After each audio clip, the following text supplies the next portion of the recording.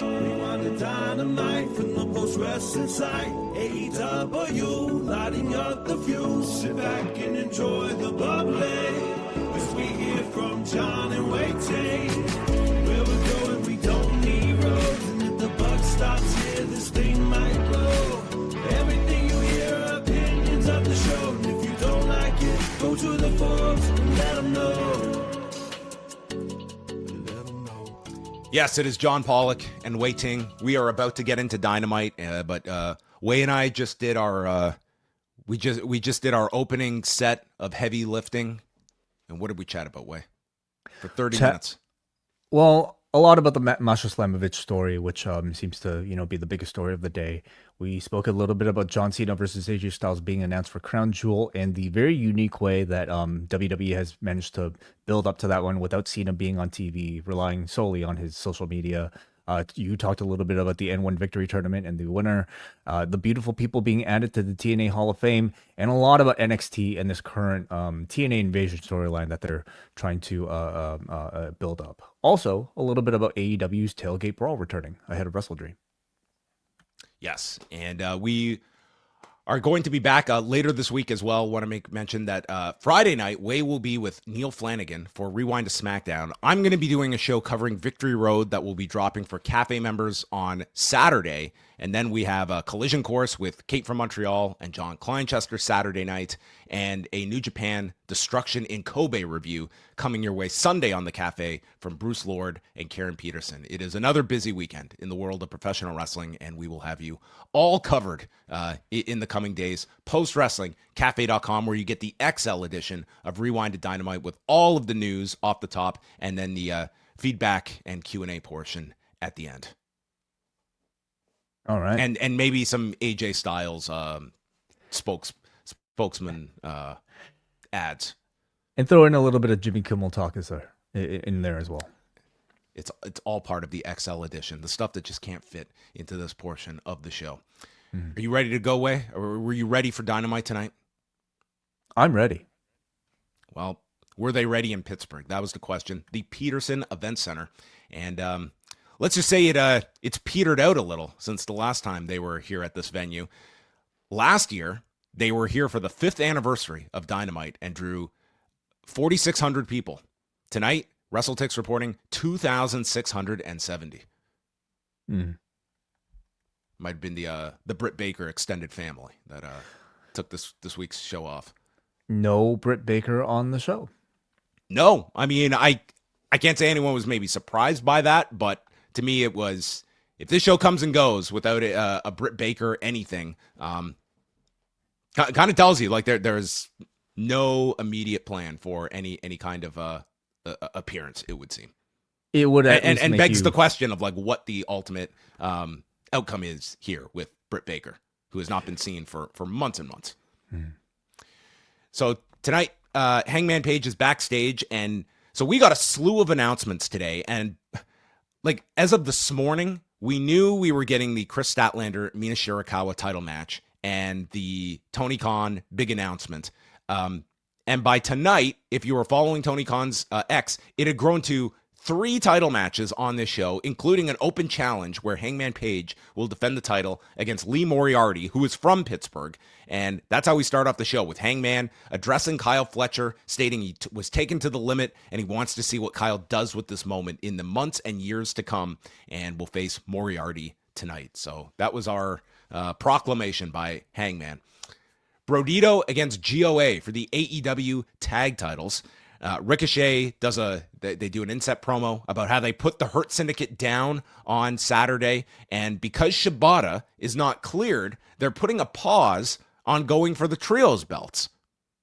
And that was our only mention of Shibata here, but he was not present for any of the op stuff later in the show. And the fact that this was brought up makes you think that it's not just Shibata's not just gone for tonight. It would seem like he's might be an indefinite issue that he's dealing with. Yeah, and when you're talking about Shibata, obviously you're going to be a lot more, suspicious and also concerned about his health. So we await to see if we learn any more about that. Ricochet is on commentary, and they overpowered Bandito. So during the match, like the crowd, it was kind of like up and down. But when they would do these hot tags with Brodito, it was like the crowd exploded when they would make these tags. So it was like this team is certainly, I think, really connected with people, and they've got something great going with these two. But Bandito gets in, loud response. He does the Macarena in the corner, and then press slams Khan in the air onto Toa, who is seated in the corner. They would double team Bandito as King returns. It's like a double electric chair. And then King gets slammed into the timekeeper's area, and Ricochet grabs a chair, leaves commentary, and comes into the ring where Aubrey stops him, ejects him, and GOA hit their finisher. Brody's in for the save, and we get a tope suicida from Brody to the floor as Bandito executes the 21-plex and pins Khan in 14 minutes and 54 seconds, retaining the titles. Yeah, really cool finish here with that combo tope suicida and 21 plex. I thought a good little showcase for both teams, and it's one that continues to cement this run of Brodito's, establishing their dominance in the division. I'm not sure if the plan was to always put the belts on them after that tournament or if it was supposed to go to FTR, but I'm really happy to see them go all in on this team because right now they're on fire and it's really working out. They've finally found a way to give Brody King, the biggest push of his career, and Brodito, of course, as well. Sorry, Bandito. I'm going to call him Brodito. The gates continue to look very good. So I still wait to, see them show a bit more personality as part of this Ricochet team. Right now, they're really just kind of playing the heavies without doing much talking. So I'm curious to see if they can evolve in that department as well. Alicia Toot is with the conglomeration. Briscoe wants the big guns from the Don Callis family, and when he is asked about who the partner is, who is it? Is it Rob Van Dam? He says, mystery is the word of the day, no matter how hard you try to peel or squeeze that info out of me. Because today I woke up and I told myself, Mark, Orange, you glad that you have so many conglomerators to choose from, and the future looks so bright, I'm putting my shades on. And at the end, Kyle goes to Alicia. Thank you, Jane. Ugh, Alicia, where is my mind? Mm-hmm. You wouldn't believe the reveal to come. Renee is with Kris Statlander and Harley Cameron. Kris is beat up. There's also a little promo for Klon that they aired here. As well. I'm sorry, I missed that. So he's still coming. He's on his way. I think sooner than later. Maybe next week? Well, yeah, I would think next week. Renee is with Statlander and Harley, and Kris is asked about her association with the Death Riders, and she says that things can move really fast when you make decisions. And that was all. A very stern look by Kris Statlander towards Renee. Yeah, it was a lot of Harley Cameron here, I would say, being overly obnoxious. And this, I think, was clearly meant to be some sort of tease because Statlander didn't look all too pleased about being interrupted by Harley Cameron. And then after Harley kind of continued to be very obnoxious, you certainly got the sense that they were teasing the turn, which would play into the closing angle. Maybe she was planning to join the Death Riders, but she got annoyed by Renee's line of questioning here. And that was the tipping point, not Harley. Must have been. Yes, sure. Hangman Page, Lee Moriarty for the AEW Championship. They put over Lee Moriarty. They have a video here as the longest reigning ROH Pure Champion. And they mention, Excalibur mentions that Danielson, you've been in the Border City stretch before, not by Lee Moriarty, but you've been in that move. And then Danielson just subtly mentions that he has been in the Border City stretch by Lee Moriarty. And Excalibur says, so you faced Hechicero and you faced Lee Moriarty, we see. See, I would expect Don Callis to maybe forget one of Danielson's matches. I would not expect Excalibur to forget one of Danielson's matches. Do you know how many matches this guy has called in the last 6 years? I do, but he also is an encyclopedia of professional wrestling. He had a slip here, but Danielson didn't jump all over him. Page eats a springboard. What does that say about Danielson's run? That his matches are so memorable to even the people that work there. Well, he was. Danielson did cite some of Lee Moriarty's matches. I could guarantee you Danielson is probably watching Ring of Honor every week. So Page, after taking the springboard, hits a fallaway slam, DVD. The Deadeye gets countered as Lee goes into an octopus hold, then to a roll-up and into the Border City stretch. I really enjoyed this sequence. Danielson calls this could be the biggest upset in AEW history, but Page manages to escape the hold, hits the lariat, and a Deadeye to win in 9:55. Taz really puts over Moriarty afterward, and I like the fact that this was a little different than the formula that the guy that's going to be losing here will give him like a bunch of big near falls before he falls. Instead, it was just this sequence and he nearly got his finisher and Page had an answer and boom, he just gets caught at the end with the Deadeye. And it was just like this nice flowing sequence into the finish. It was relatively straightforward, and like with these open challenge gimmicks, like we're seeing Sami Zayn currently do, that we saw obviously Cena do, we saw Cody do with the TNT Championship. I mean, I feel like it's pretty obvious that the goal is to shine a light on, your sort of under rated and underappreciated members of the roster. They did that really well with the video package ahead of this too, just as a continued sort of introduction or reintroduction to people to Moriarty. But I do think like the match needs to make an impression as well. And I would say, I don't know if this one really did, I think at the very least you want somebody to remember some sort of possibility that we might get some sort this of man upset. has put Hangman Page and Bryan Danielson in the Border City stretch. Well, follow-up is everything, and we'll see if we get a promo from him, maybe, claiming that. But I also agree that, like, it's clear they didn't structure the match to give you that, like, big false finish, right? It was a relatively straightforward match without any big near fall. And I almost think that was also intentional because I think this is, the start of a longer-term story for Page where I can imagine, would continue to sell this neck injury, much in the way that, like, an Orange Cassidy did through that international title run. And maybe it'll get to the point where the neck bothers him so much that, an MJF might see an opportunity to finally cash in, even with the week's notice. Yes, that will be Page's downfall, his worsening neck. All started by Lee Moriarty, who can lay claim to doing the greatest amount of damage. Yes. So remember this match. Shivani brings out, first we go to Adam Copeland. This was after All Out, and he storms past Renee into the locker room with Christian. And he just says to Christian, I can't keep doing this to my family. I'm going to go home, and I don't know if I'm going to come back. And Cage says, I don't have a family anymore, so go take care of yours. And Copeland looks at him. You always have a family. And he put out his arm and shook his hand. He did, yeah. I enjoyed this. I thought, like, Adam Copeland's Emmy I was waiting for Award. Wendell Clark to walk in. Hey, I'm still here. I want to go out for some drinks. Yeah, maybe he'll team with the Green Bastard now. I thought Cope was great, and I think that Emmy Award nominated acting ability shone through here, John. He was able to look confused and also a little bit panicked without having to like scream or exaggerate to show it. I also like the fact that he referenced prior Beth attacks, like the one with Orton that I was thinking about. So I thought it made that attack on Saturday feel maybe that should have been Christian's response. It's like, listen, she's taking worse than this. Yeah. Are we sure Christian didn't do one of these in the past? So anyway, it makes that angle on Saturday feel less like a retread and more of an accumulation that at least Copeland is able to recognize here.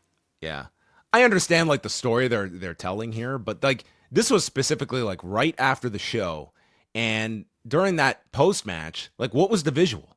It was Beth and Christian like completely like laid out, and we go back. It's like Christian's fine.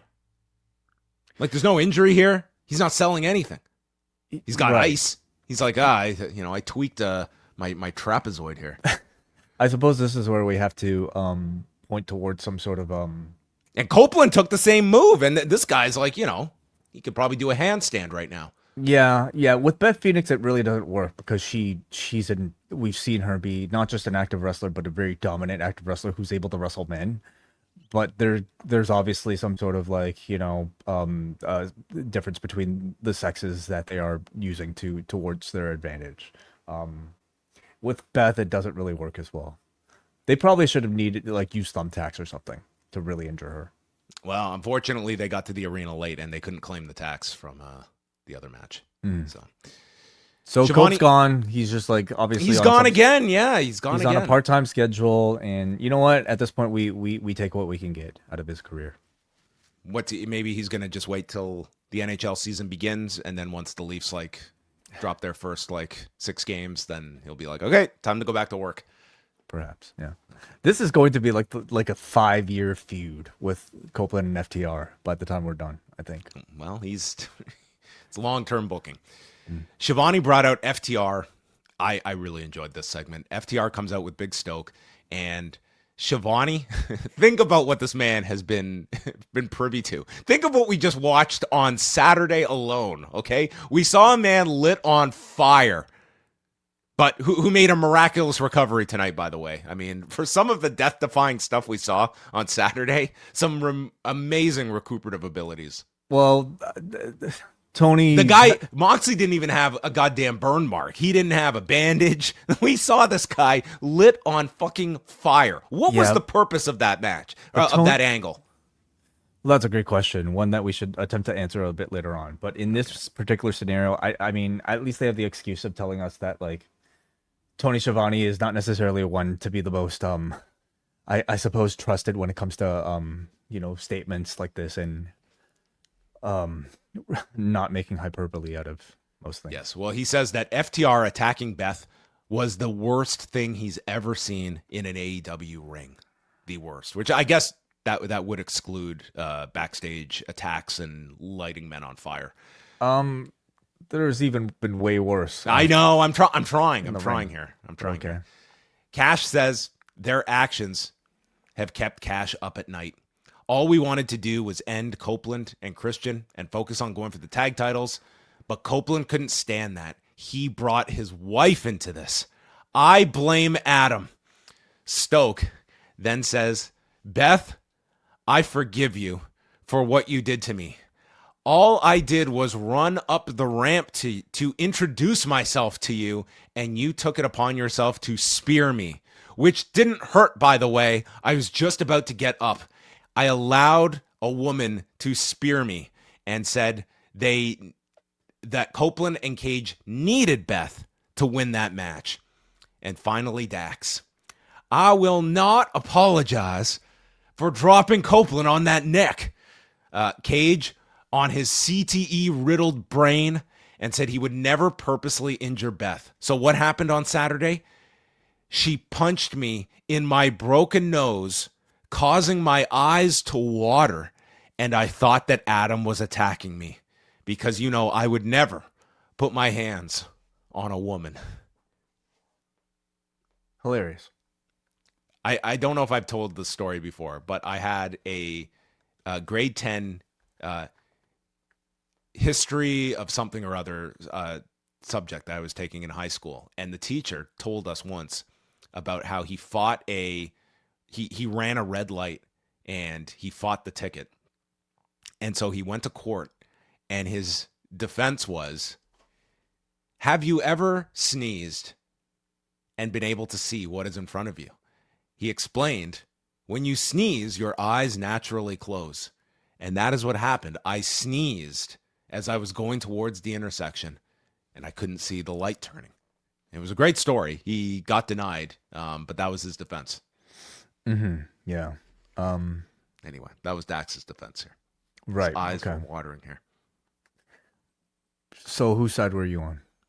I thought it was a clever story, but I mean, it didn't get him out of the parking ticket. So yeah, or the red light. Okay. Did you like this segment? Maybe not. This segment? Okay.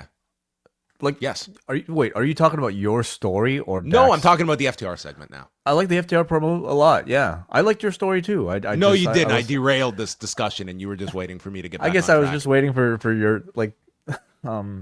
I just thought it was a funny story. I didn't have much to react to. Okay. I didn't give a lot. I could have done better. I'm sorry. Great. The FTR thing was I thought great. All of them were very entertaining with their excuses, and I thought Dax was the best of the bunch here. So, are they just gonna wait for Copeland to end this vacation? Seems like it. Maybe they'll go for the tag titles in the meantime. Well, they're not on people that they can't beat now, so yeah.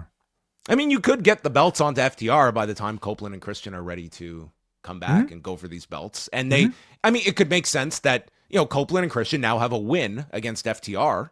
And if you get FTR to up to the titles, you could do them chasing the titles again, like we thought we were going to get in Toronto.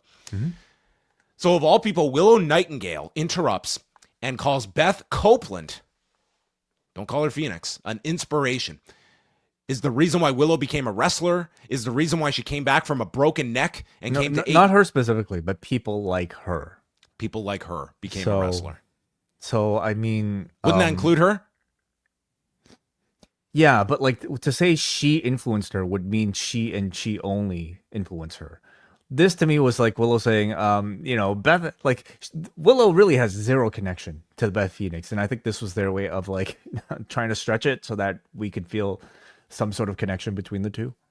Okay. Well, she said that women like Beth are the reason women like her don't take shit from men like you.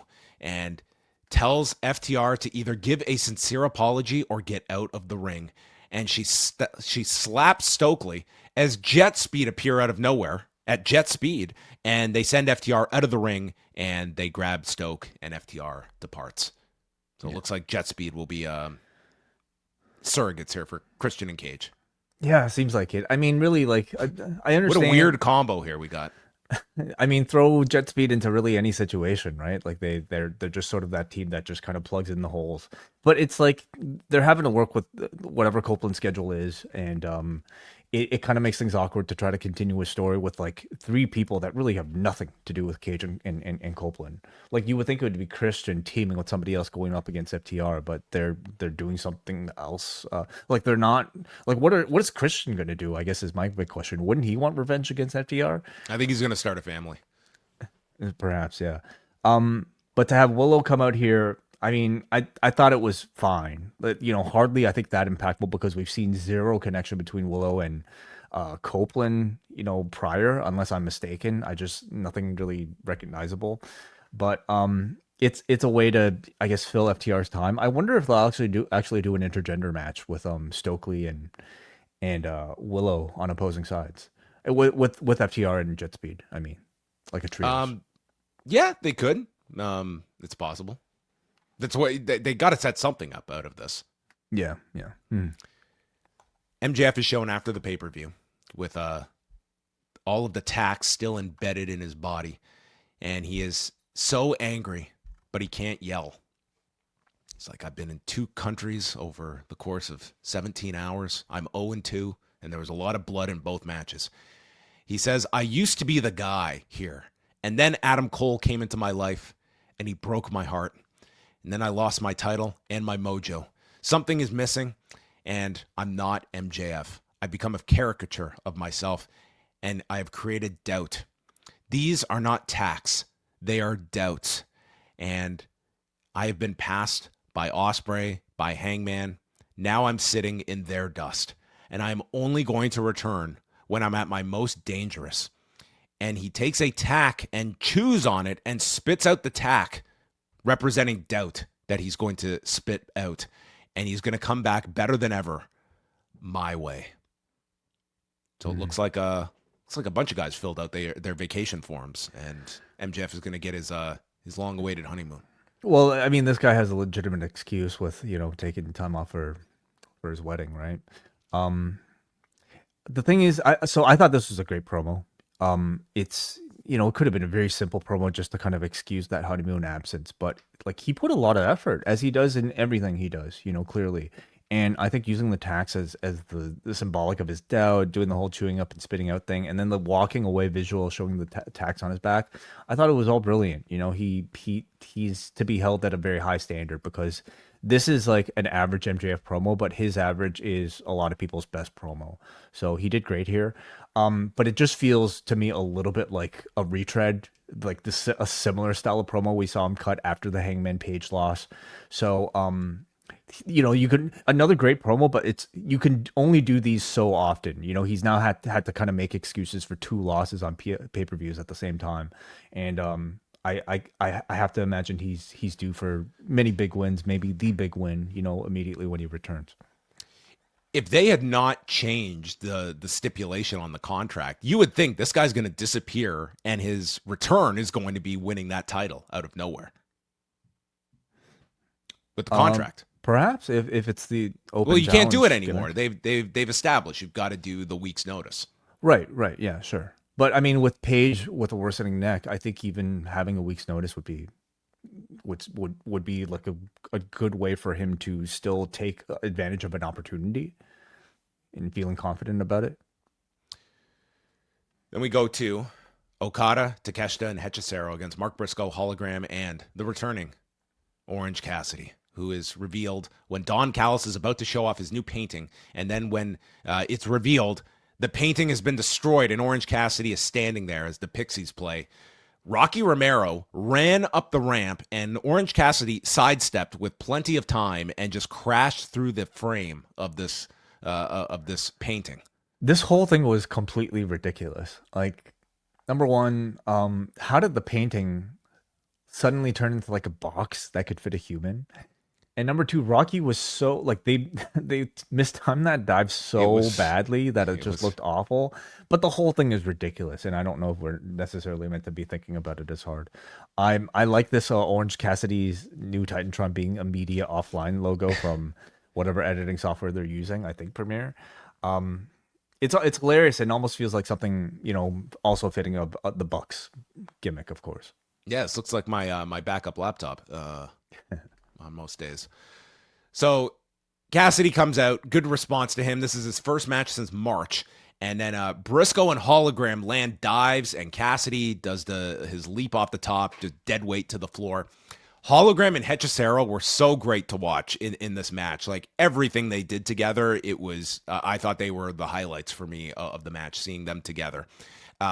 Hologram hit all of these big spinning head scissors, both to Takeshita, and then he lands on his feet from a German by Okada to finally make the hot tag to Mark Briscoe. When Cassidy comes in, he hugs Okada as they cite their history in chaos, and then they proceed to get into it. There's a stun dog on Okada. Takeshita hands off Cassidy into a belly-to-back suplex by Okada, so they're working together. And then Okada and Takeshita are left alone in the ring when Cassidy appears and does the limp kicks and a double Rana to the two. Rainmaker to Briscoe is countered, and then Takeshita rolls with Hologram into the bastard driver, but when he tries to segue into the wheelbarrow, it's turned into a destroyer, and Hologram hits that. Orange punch to Hechicero, and then Hologram wins with the portal bomb, pinning Hechicero in 10 minutes and 37 seconds in your fun AEW trios match. But I really felt like Hologram was, I think by design, like the real standout of this match because of what they're setting him up for. And man, him and Hechicero, I just thought had tremendous interaction whenever they were involved. I agree. I thought that was the pairing that stood out to me in the match as well. I thought it was a good match, but I don't think it was necessarily at the level of like your bigger or like better Dynamite multi-person matches, but still very good. And as a reintroduction to Orange Cassidy, I thought it was perfectly fine.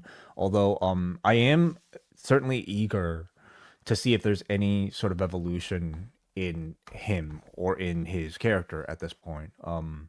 Because, it's always great to have Orange Cassidy back, but I think there's still something that could be done to really try to get him to a higher level. And I'm curious to know what that might be.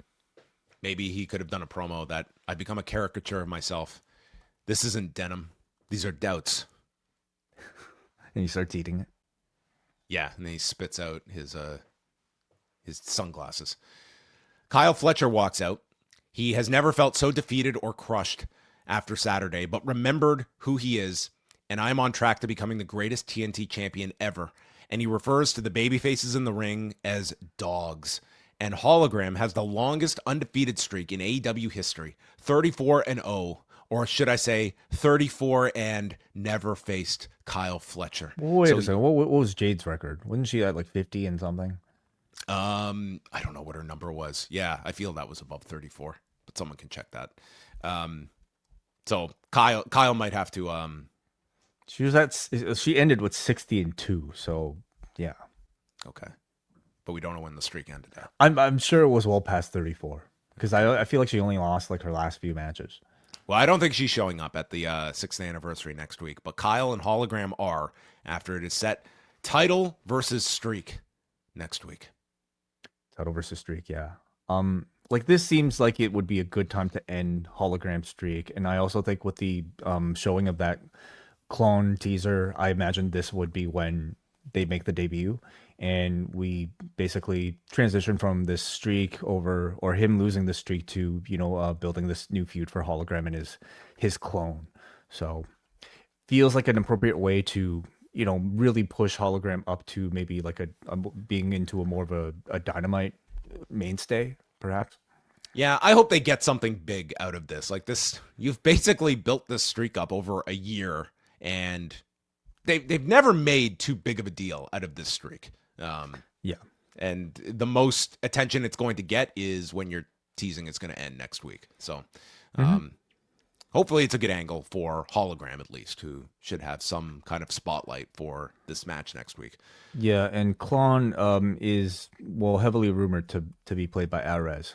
So we shall see if that plays out next week. Renee interviewed Mina Shirakawa. She hasn't heard from Tony Storm since Saturday. Seems everyone's just leaving after Saturday. They're all disappearing. Yeah. They work very hard. Maybe some of them didn't get back into the country. Maybe. She fights for Tony. She fights for Mina. And tonight she fights for the championship. Okay. So Jack Perry promo with Luchasaurus, that life is fragile. We had old clips of Jurassic Express, the two winning the tag belts, and asking, can we pick ourselves up to ride again? And you're going to have to wait a week as Jurassic Express returns on Dynamite next Wednesday. Yeah. Look at that guy. He was so happy in the front row. They seem, at least these videos seem to be teasing a more like mature version of Jurassic Express. Like these, I believe, were, at least some of them were like horror quotes. Like some of them were like from H.P. Lovecraft. So it seems like they might be retaining some of the darkness of their singles personas.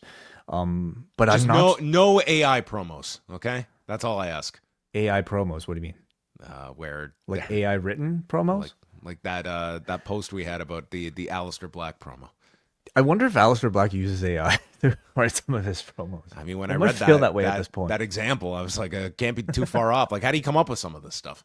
So if Jurassic Express are going to maybe present like a darker or at least more mature version of themselves, I guess I do wonder how they're going to do that while walking out to Baltimore, because that would pose a bit of a challenge, I think.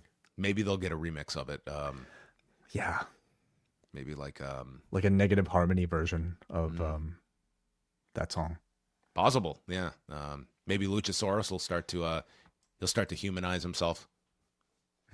Maybe. Hobbs and Claudio. Hobbs just charges at him, and we just had our kind of big man meat match. Hobbs does these non-stop strikes, and then he does the scoop slam after scoop slam that he was doing on the tailgate brawl on Saturday. He misses Claudio going into the steps, and Claudio lifts and drops this guy on top of the barricade and then does it a second time, which, dude, Hobbs is a really big guy to just get up for this. Come back from the break, and Claudio hits a gut-wrench suplex, a superplex, and then the neutralizer gets stopped, and it's Hobbs pulling down the straps when all of a sudden Pac shows up. I've got to say, Pac, with the combination of Pac with the short hair and the t-shirt, this guy looks like just a fan has run out of the crowd. Did you hear Davey and Braden talk about their live reaction to him? They couldn't figure out who this was. They were wondering if it was like some actor or something like that. Like, yeah. It's like he looks very different, and maybe it's more so the shirt than it is the hair when you pointed that out. But, dude, he looks so generic. Yeah. I mean, I wonder if that's by design because like it's the Death Riders thing to just wear a plain t-shirt, isn't it? And but in his case, he just, I mean, without the hair, he just looks that much more unrecognizable. And he just kind of looks like a short man, whereas with like without the shirt, he looks like a, like a Michelin man. So yeah, I mean, I wonder if this is going to stick too much. Well, with Hobbs distracted by the fan, Claudio capitalizes and goes to cradle him, catching Hobbs in 11 minutes and 30 seconds. Joe chases Pac off. Could have got security to chase this guy off and probably arrest him. Hobbs sends Claudio to the floor when Danny Garcia and Yuta storm the ring. So it's 4-on-2. Hangman comes out to assist the ops and clears the ring. And we will get a 6-man tag next week involving the Death Riders against Joe, Hobbs, and Hangman, the stand-in op. Yeah.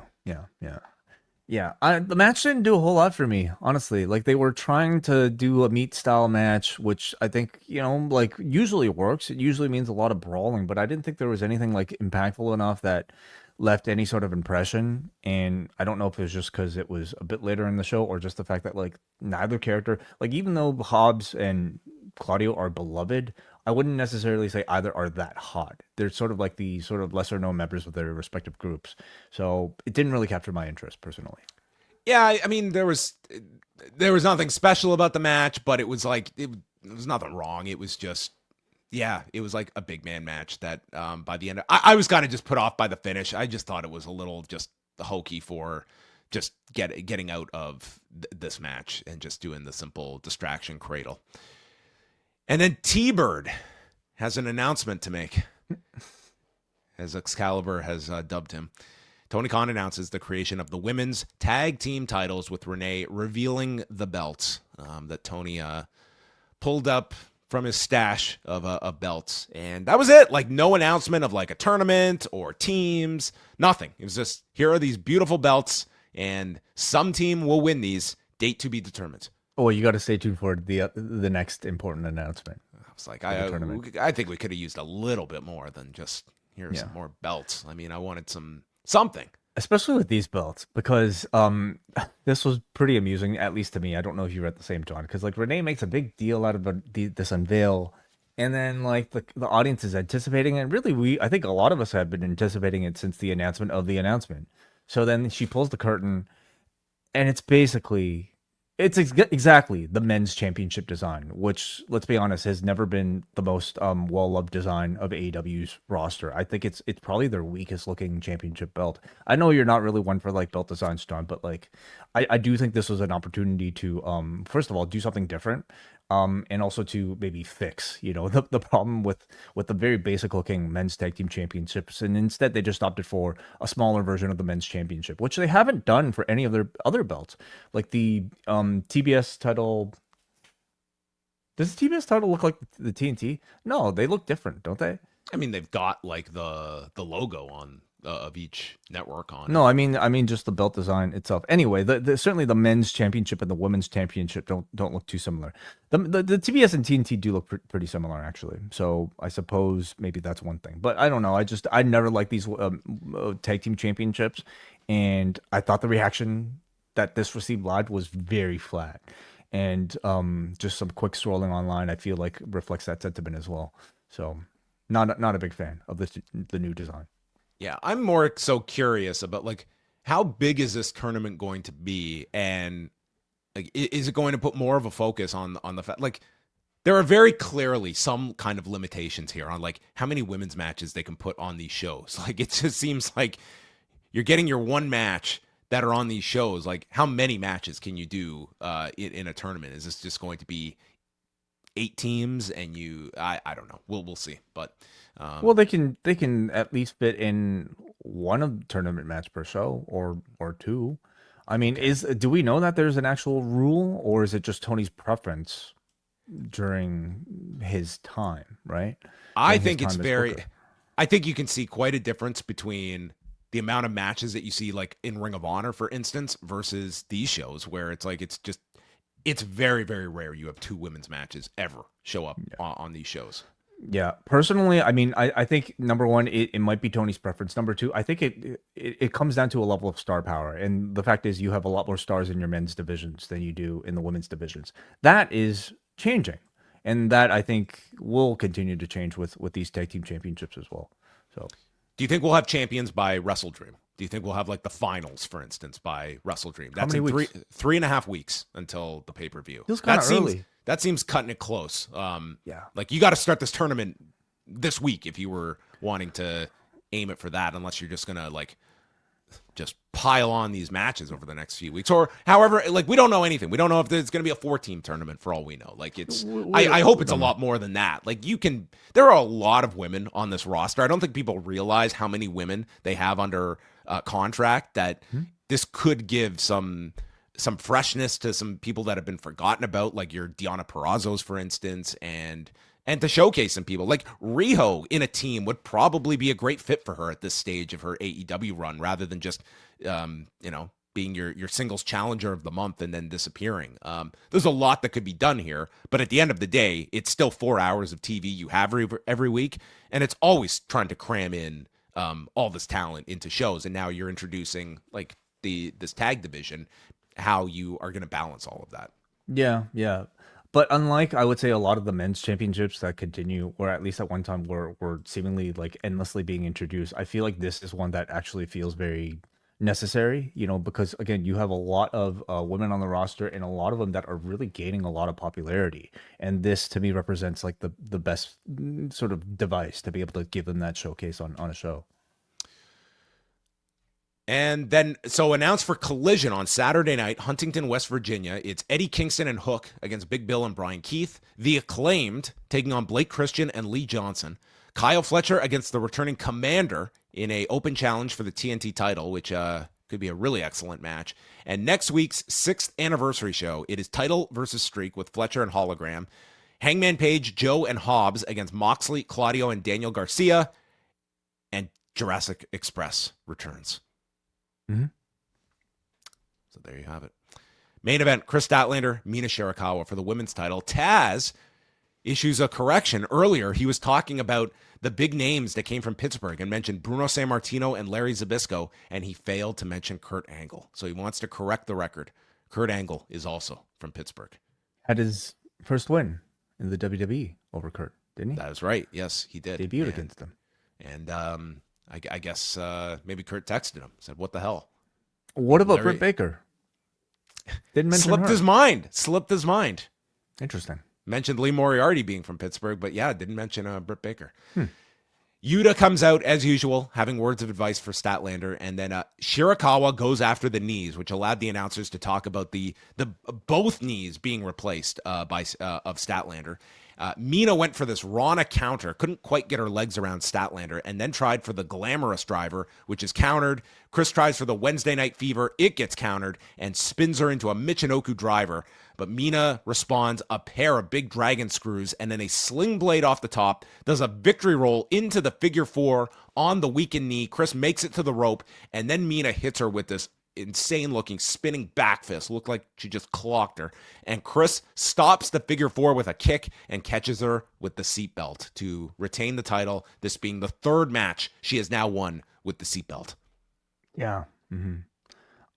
Good match, I thought. I like this match. I thought it worked. It was, you were putting this in a big spot in the main event. I liked the story with the knee, and I thought Mina Shirakawa worked very hard here, and it was just your chance to kind of establish Statlander with this title as well. But more so, this was for the angle at the end of the show as Yuta comes in, as does Harley Cameron, congratulating Statlander, and then all of the Death Riders appear, including Moxley and Shafir.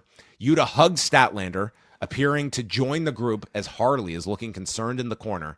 But then Statlander, after milking it, clotheslines Yuta, walks up to Moxley and gives him the middle fingers and runs off as Shafir tries to chase her as Kris and Harley Cameron go up the stairs in the crowd. And that leads to Darby Allin proceeding out with a flamethrower and pointing it in the direction of Jon Moxley, who stumbles over the steps like we were in a horror movie. Darby says, "I will never quit," and challenges Jon Moxley to an I Quit match at WrestleDream.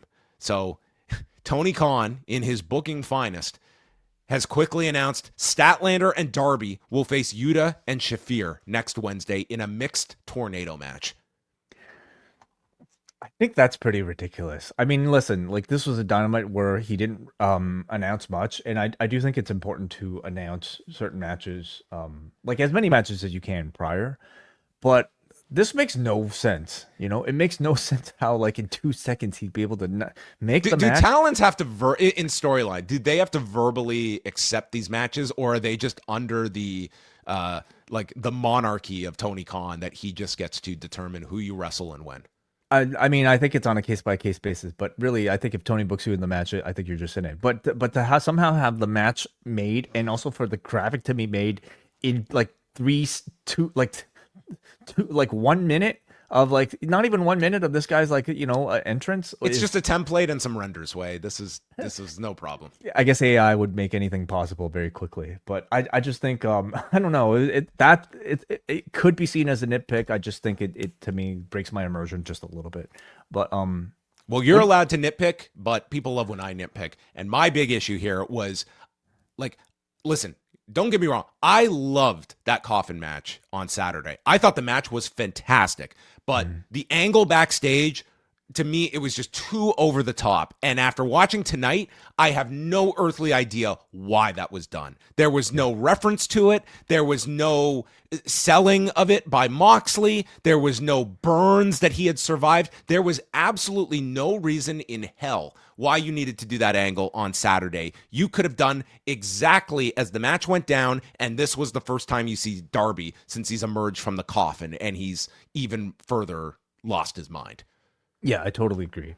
I mean, as I suspected, I felt like, I mean, some of us were wondering, oh, is Mox going to go away for a bit? I feel like I recognized from the moment on that this was just Darby Allin wanting to come up with a cool visual, to close the match or to close the show or his portion of the show. And I do think it's a little too much because if anything, you could have done tonight like where Darby pleads for the rematch and Moxley turns him down, and Darby's got to do something so diabolical to get this match. Like, I'm not even saying I would have loved it then, but at least there would have been a reason, and it gets you to this I Quit match that you've done something so horrendous to Jon Moxley that you're forcing him to agree to this match, and now you've got to take this to the next level and force him to quit by doing something diabolical. Yeah, I don't disagree. I thought that it was totally unnecessary. I also don't love the matchmaking here. I mean, I think a coffin match suggests some level of finality to it, or at least traditionally, it signals some sort of finality. You're putting somebody in a coffin. You might be burying them, you might not be, but it feels like it's a big final thing. To go from that to I would say at this point, a rather like sort of pedestrian like gimmick match like an I Quit match feels like a bit of a step back, if not just not something that necessarily elevates the feud. And I thought the way that they did it here with just like Darby coming out and announcing it didn't make it feel as big or as built up to or as necessary as I think it could have been. So I didn't love that. I also didn't love that it just seemed to undercut like the weight of Statlander turning down the Death Riders, which by the end of this show, I don't know, man. Like, they spent a lot of time building up this like Statlander story with the Death Riders, and I thought this payoff, even though it was just a swerve, just didn't really feel like my time invested in it all was worthwhile. This wasn't like I was a lot more excited to see what she would be like with the Death Riders, but to just have it all turn out to be some sort of like swerve, just kind of gets her back into like a level that doesn't really elevate her, in my opinion. Yeah, as a show coming off, I mean, granted, they have 3.5 weeks until this pay-per-view, but I like the fact at least by the end of the show we had one direction for Wrestle Dream, because up until that point, that was my criticism on the show, is that I could go up and down, and I don't know where any of these people are getting set. Like, there were no teases for Hangman. Like FTR with Cage and Christian doesn't feel, or Cage and Copeland doesn't feel like that's something that's they're running back anytime soon. Like, all of your main players, you weren't left with this show of, okay, they haven't announced this, but I can see where this is building towards. So you at least got one thing at the end.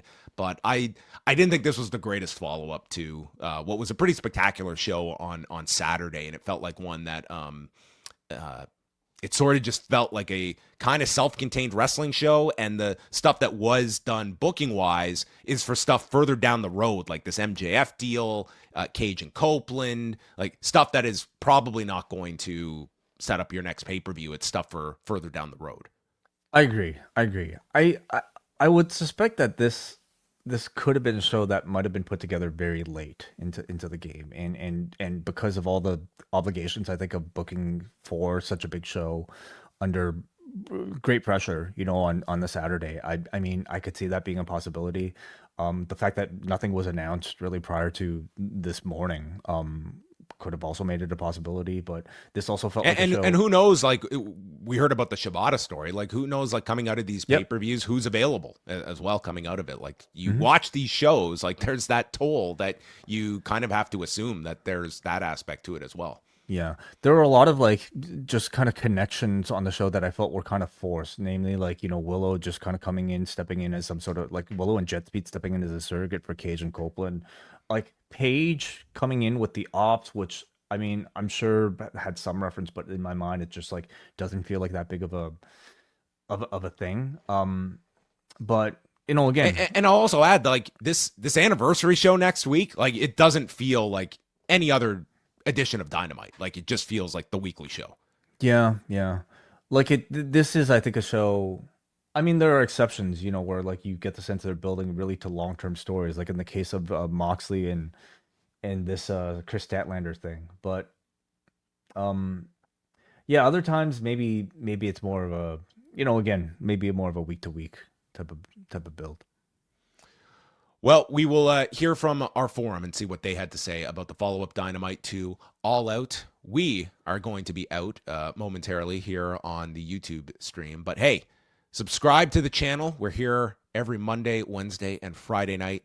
We will be dropping Book Club on Thursday for our Double and Espresso members at postwrestlingcafe.com. Neil Flanagan and I sitting down to chat Hitman by Bret Hart, his 2007 autobiography, one of the better wrestling books that I think has been put out, because the man, you would not believe, but spares very few punches in this book, and he's got audio diaries to lean on throughout his entire career. I could only imagine him listening back to himself over his entire career, reliving all of this. I could imagine it too. Yeah. So that's coming out on Thursday. Ways with Neil Flanagan on Friday night for Rewind-A-SmackDown, and then going into the weekend, I'll have a show covering Victory Road. We'll have a Collision Course, and Bruce Lord and Karen Peterson reviewing Destruction in Kobe this weekend. Will Ren Narita realize his dream and become the IWGP World Heavyweight Champion, unseating Zack Sabre Jr.? Anything's possible. But not that. All right, we are now going to head to forum.postwrestling.com.